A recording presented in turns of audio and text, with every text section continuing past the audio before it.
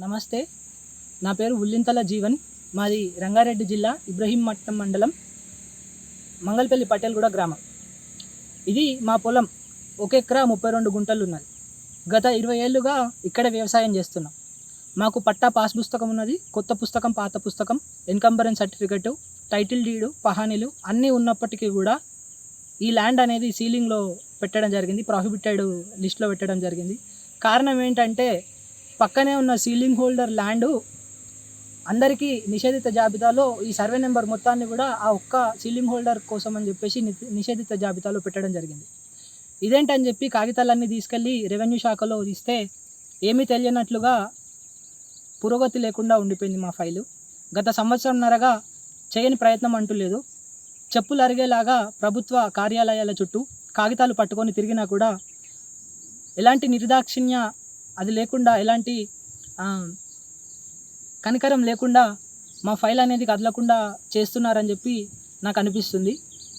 మొదటిగా చెప్పేది ఏంటంటే అసలు సీలింగ్ హోల్డర్తో మాకు ఎలాంటి లావాదేవీలు జరగలేదు.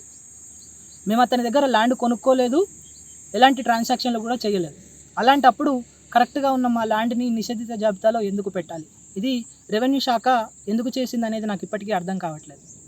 రెండవది, ఇక్కడ రియల్టర్లు ల్యాండ్ని కేకుల్లాగా అమ్ముకుంటున్నారు.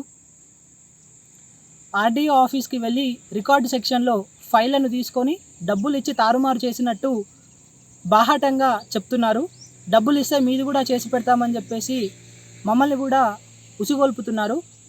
అయితే రెవెన్యూ శాఖలో పారదర్శకత లేకపోగా ఇలా రియల్టర్లకు, ల్యాండ్ మాఫియాకు సహకరించడం ఒక సాధారణ రైతుగా నన్ను కలిచివేసింది.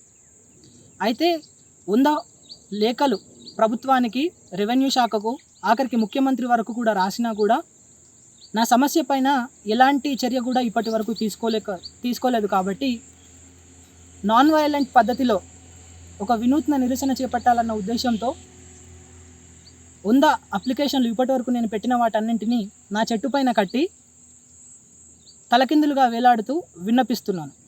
అయ్యా, దయచేసి ఒక చిన్న రైతుని ఆదుకోండి. ఈ ల్యాండ్ మాఫియా చేస్తున్న వాళ్ళందరినీ విచారించి ఇలాంటి సమస్యలు మళ్ళీ జరగకుండా చూసుకోండి. అలాగే రెవెన్యూ శాఖలో కంచే చేను వేసినట్లు అధికారులే ఇలాంటి తప్పుల పనులకు ఆజ్యం పోసినట్టు ఎంకరేజ్ చేయడం అనేది మంచిది కాదు. దీనిపైన ప్రభుత్వం చర్యలు తీసుకోవాలి. నేను దీనికి సంబంధించిన అన్ని సాక్ష్యాలను గవర్నమెంట్కి ఇప్పటికే పంపడం జరిగింది. పంపి 6 నెలలు అవుతున్నా కూడా ఎలాంటి చర్య దానిపైన తీసుకోకపోగా పోయిన ప్రతిసారి నీ ఫైల్ మేము చూడంలే దాన్ని చెప్పేసి పక్కకు పెట్టడం జరుగుతుంది. అయితే పక్కన చేసిన సాక్ష్యాలన్నింటినీ, సీలింగ్ హోల్డర్ కానివ్వండి, రియల్టర్స్ అవనివ్వండి, ఈ ల్యాండ్ మాఫియా చేస్తున్న వీళ్ళందరి భాగోతాన్ని రికార్డ్ చేసి సాక్ష్యాలను గవర్నమెంట్కి ఇవ్వడం జరిగింది. దయచేసి మా భూమిని మాకు అప్పగించండి. మా కాగితాలన్నీ సక్రమంగా ఉన్నాయి. మీరు కావాలంటే మళ్ళీ తిరిగి చూడండి. దీనిపైన సమగ్ర విచారణ, పారదర్శక విచారణ చేసి మా భూమి మాకు ఇప్పించేటట్టు చూడండి అయ్యా సీఎం గారు. ధన్యవాదాలు.